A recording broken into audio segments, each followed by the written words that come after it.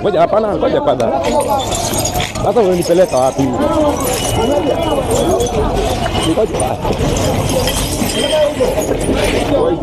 Wamenishika sasa mnanipeleka. Sasa nitoe. Acha nitoe. Nimetoa. You know, one thing I know about this our country, fellow Kenyans, especially with this current government, is that there is nothing that they've not shown us. There is nothing that we've not seen. So whenever you hear that something is happening, or wherever you hear rumors that something has happened, even if you don't do a lot of investigation, automatically know that something is wrong, because there is nothing good that has come out of this government. That is the naked truth. There is nothing good that has come out of this government. And sometimes I normally sit down and say that there is one sad truth that I normally know myself, that about this life, especially in this current government and in this our country of Kenya, that you see these people, that are normally fighting for a better future, you know, people struggling, really fighting. Sometimes you fight for a future that you're not going to enjoy, which is very much painful. Like, let us take a look at those who have died, those who have been killed for just being shot, you know, demonstrating, being shot. You die for no reason. You're going out there to fight for a better future, maybe for yourself, and then you end up not even enjoying it. No, you end up not even having kids. Like, for instance, those who have been killed, the Gen Zs who have been murdered since the last year's protest, most of them didn't have families. No, most of them didn't have children. So who will one day enjoy, who one day say that our father died fighting for this country. Just like Raila Odinga normally say, just like Uhuru Kenyatta normally say, that there are people who died, their fathers fought for this nation. Who else, this young generation, who will stand and say that my father died while fighting for this generation, while fighting for this new Kenya? No one. I'm talking about this because of what was happening today. You know, I've been trying to avoid this. I was looking at this, and I really tried to avoid this. You know, I was just thinking like, this one is just a normal thing, you know, this one is just a normal thing that is normally being said about the QUICKMAT, the OTC QUICKMAT. Little did I know that there is something hidden about this that we really needed to talk about. Until somebody sent me this message that I would like to read for you. And I thank you very much, folks, for this intel. Guy, thank you very much. I don't know, I really don't know how to appreciate you. For this. This is what this. Hey bro, you heard what's going on down in town at the QUICKMAT yenye ilikuwa looted. 30 bodies found wameshutiwa, cartilages all over, and cops wameshow up chasing people away.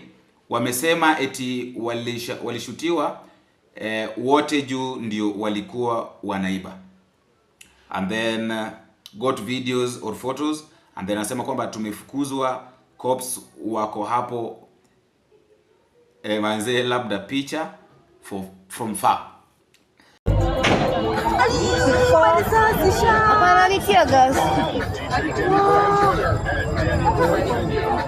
Kuna mshosho wallahi bilai. Pale, ona mshosho. Oi.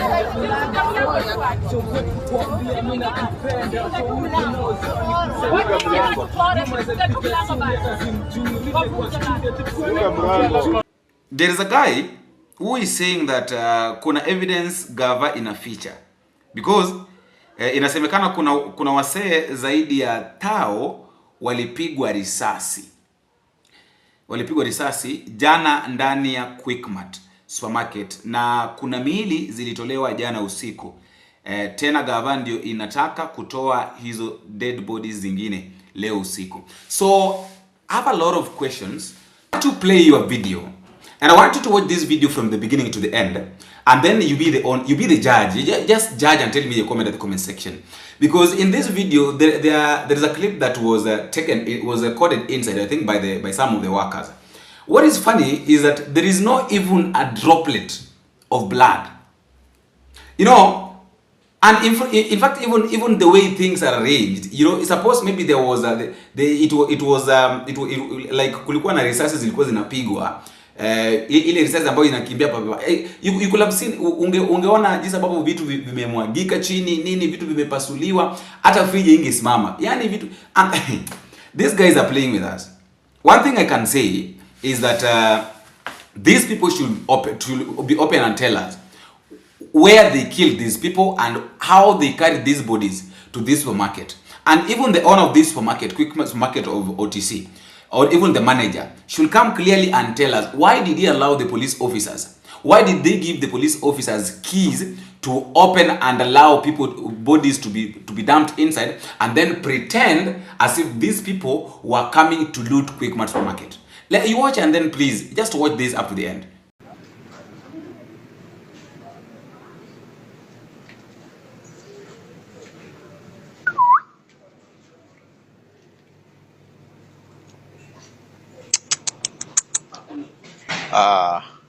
Wana mpaka hivyo anameng'oa hivi. Ameng'oa mpaka hivi mafreezer.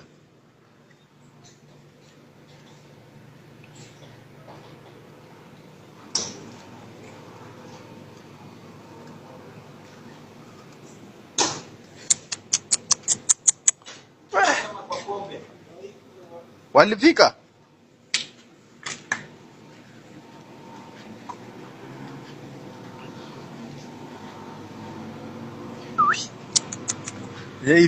Hii vitu pia ni mingi.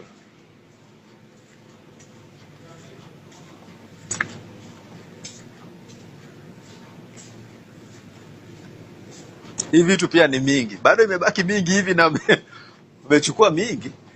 Sina kwambia alishindwa hii. Sio alishindwa. Walishindwa. Oh, kuna mahali walivunja huko? Oh, kwani walikuwa najua aje hii mashine?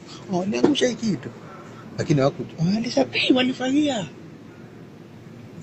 Walifagia yote. Hizi maza expert hapa. Hizi za pesa mingi hapa. Penye walikuwa wanachukulia hivi. Kai. Na hii freezer, hii nini chila wachaguza? Hii chila wachaguza hii.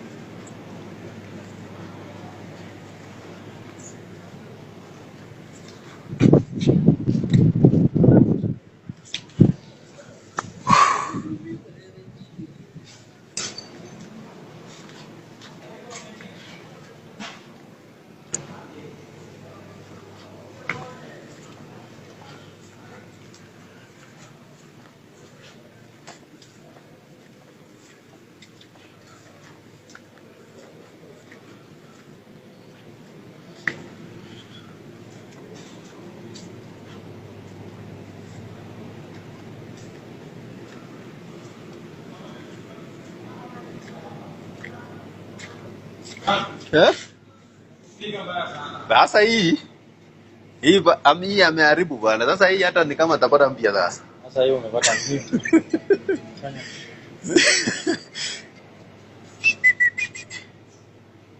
Wewe.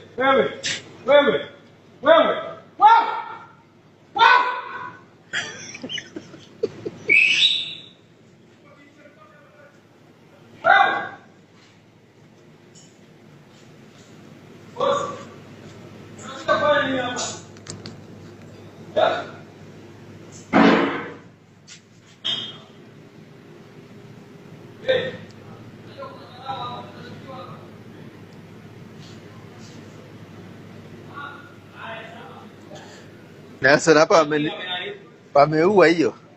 Na hapa memwaga nini hapo? Huko walikuwa ni mkate wanataka ama? Ni kama. Niliona wamepewa scale. Niliona alichukua scale. Scale moja ilienda, sio kama ni ya butchery ama ni ya wapi.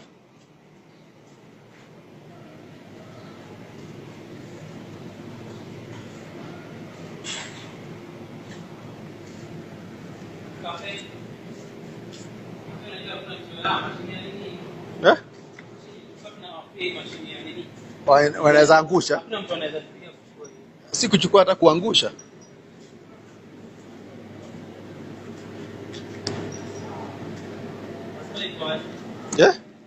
Store umechafua.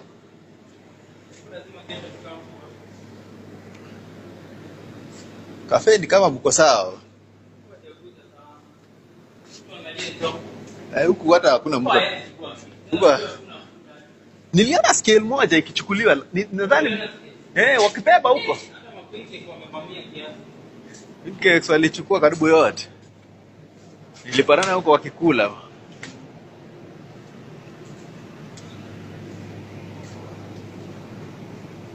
Wana perfume.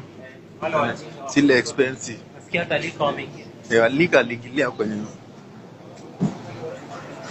Pia wamechafua watu. Sasa hii ni nini? Sasa huko ndo walichafua. Huko juu wamekuza kanisa. Walipita hapo kweli? Haya, tulikuwa tunadhani ni mbaya, si mbaya? Si mbaya sana. Watu wote Enyewe tuko na mali bwana. Tunakuwa na mali si juu. Kama yenye imechukuliwa hiyo. Hata kuniambia hiyo mafuta yote nimeona wamebeba, kuna hiyo. Bado imebaki mafuta. Hata wajabeba. Sasa ni nyonga.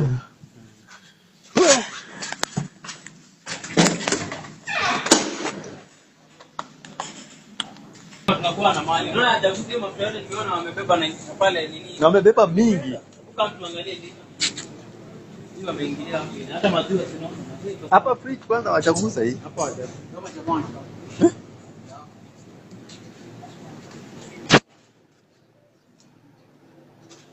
Bado naingia.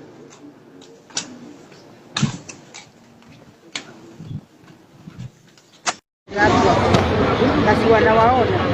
Sasa unajua saa hii ukipigia mtoto wako upate au muone.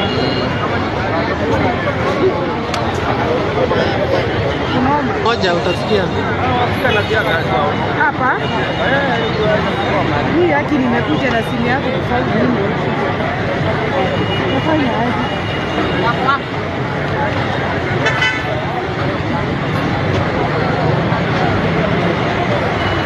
Unashika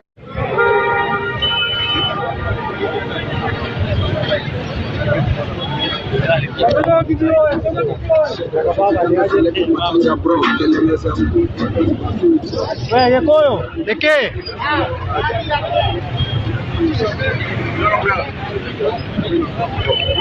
Kidero, unaona hapa wakimanage kufungua tuone hiyo mreje ilizimiwa huku ndani. Tunasikia watu wako hapa ndani ya dhati. Mimi nakwambia hapa ndani hakutakaa na amani. Watu wako ndani. Yesu wako pale. Yesu wako pale. Yesu wako pale. No María.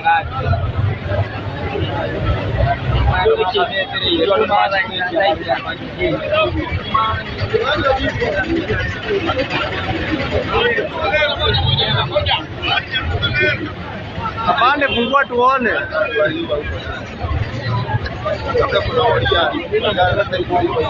Fungua tuone watu wenye mluu huko ndani. Fungueni tuone. One thing, you and I must agree that a supermarket has got a lot of CCTVs. And if at all maybe this is something that was not planned by the government, or maybe this is not something that was done by the government, then the truth will prevail. And the CCTVs will give exactly, not unless maybe they will decide to go and tamper with the CCTVs. If they don't tamper with the CCTV, then we'll know exactly what happened. I've got some of the things that that I was trying to look at. That number one, the demonstrations were on the road, along the road, on the street, along the road. You know, OCP, OTC, going to CBD. You know, going to Parliament Road. All those roads. How comes these people found themselves inside a supermarket? Could it be that it was a plan of somebody to take these people inside the supermarket, to allow these people to get into the supermarket, and then send police officers to go and kill them, and then after killing them, and then they frame somebody's name? Because remember, it has been said by today, even in Parliament, they were just like, oh, Mara Rigathi Gachagua is the one that sent goons, Mara, oh, they are destroying businesses, Mara, oh. So I really don't know whether it was a plan that was supposed to be used to tarnish someone's name, and then it turned upside down. I really don't understand. I'm failing to understand. Another thing, how did these people get into QUICKMAT supermarket? How? How did police officers know that these people were inside this QUICKMAT supermarket? Those are just questions that needs answers. When these people were getting into this supermarket, were there not people inside, or were there people inside or not? People who were selling this supermarket, was it not closed, or was it closed or not closed? Because I know, one thing I know is that yesterday all supermarkets that operates within Nairobi town, yes, were shut down. Because the owners knew very well that if you do a mistake of opening a supermarket, then you are going to encounter loss. So all the supermarkets, all the shops were shut down. This QUICKMAT supermarket, was it shut down or not? Another question. If at all this supermarket was shut down, and then these thousands and thousands of bodies, these more than 30 bodies, these more than 30 bodies were found, because, you know, the informer is saying that more than 30 bodies, and then the other person is saying that thousands of bodies, thousands of people were shot. So even, okay, let's assume that there are 30 bodies. There are 30 people, 30 bodies inside. If these people were shot outside the supermarket, okay, this thing is, hii kitu kinakanganya kidogo. We want to know that, because one thing I know that if they were shot inside, then lazima kuwe na uharibifu. Na imagine hata mjafungwa ndani and you're warning people.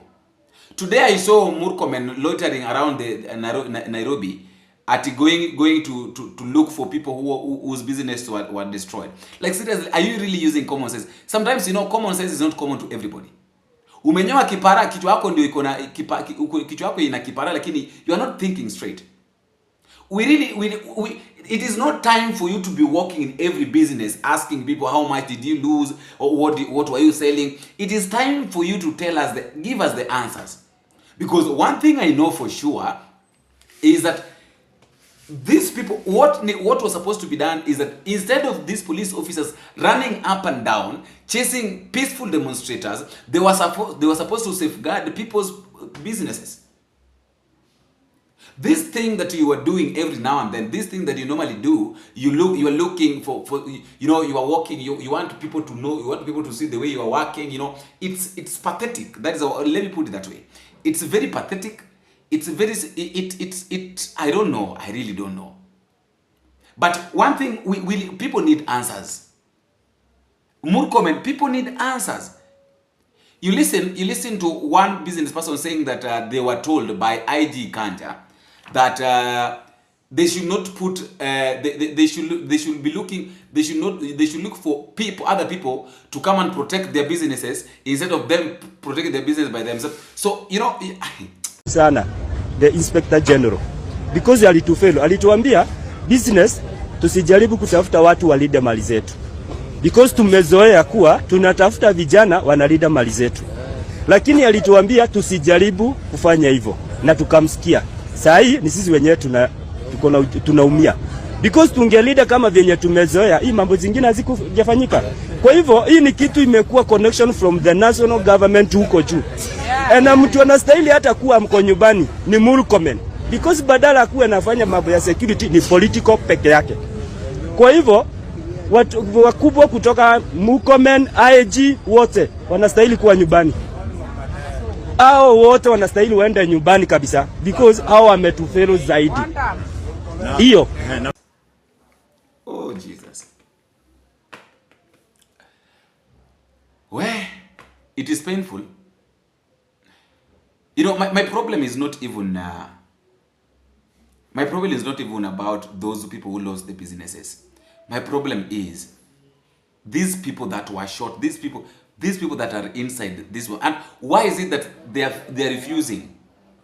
Why is it that they're refusing to allow people see the bodies inside?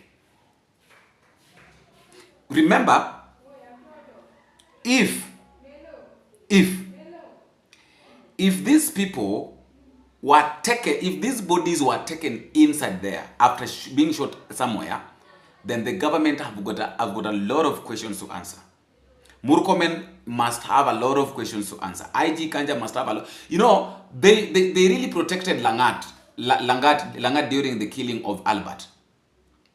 But mark you, if at all they will do if at all a mistake will happen, and it be known that these people were shot somewhere and carried and then brought to OTC, then I don't think if they will survive. They will not survive. They're not going to survive. It is not going to be very easy for them to survive. Imagine you are somewhere, you are just sitting somewhere, you are hoping that maybe your brother went for a peaceful demonstration. I really don't know, because at one point naisikia ni kama sijui watu walikuwa na mapanga, mara they were goons. So I'm failing to understand. That is what I'm failing to understand. That if they were goons, then who sent them? Who is this politician that just told them that mwende mahali sehemu fulani, mwende mkaribu biashara za mtu, alafu baadaye mkisharibu biashara tumwekelee mtu mwingine? Because that is what politicians are fond of. Mnaharibu kitu, alafu unatuma watu waende kuharibu kitu, alafu wakisharibu kitu mnaekelea mtu fulani kwamba huyu mtu ndiye amesababisha hayo mambo yote kufanyika. That is what normally happens. Something that is so much pathetic, something that does not. What do you gain? That is the question. What do you gain by doing such kind of thing? So people are dead. Kama wako ndani ya supermarket. Now my question is, you know, I have a lot of questions to ask on this, by the way. Kama wako ndani ya supermarket, they died yesterday. When niambia hii supermarket itanuka, kwa sababu one thing I know is that somebody who has been shot, mtu ambaye amepigwa risasi, alafu sio mtu tu, ni watu wamepigwa risasi na damu imetapakaa kila mahali inside the supermarket. Hivyo vyakula ambavyo vilikuwa kule ndani, unataka uniambia kuna mtu ambaye ataenda kuyanunua? All those goods that were inside there, you want to tell me that somebody there are people who will go and buy things inside that supermarket? It is so much simple. So I want to give you a chance at the comment section to also tell me what you think. But one thing I know is that in this country where we live, everything is possible. It is possible for a government to do something, especially this government, William Ruto. It is possible for for the government to do something and then plant it. And then plant it on somebody. Where is Talam, for instance? Langat is the one who ordered the killing of Albert. Who is paying for the deeds, for the wrong deeds of Langat? Talam and his friends, his fellow police officers. Langat resigned and he said that he steps aside, and right now he's just relaxing because he withdrew from the case. He didn't want any blame game. So are you seeing the problem? Are you really seeing? So I would like to give you a chance in the comment section to also tell me what you think concerning this issue. And please, let us pray for our country. Let us just pray for our country, because as it is right now, I don't think if there is something else that will help us if not prayers. Let me know what you think.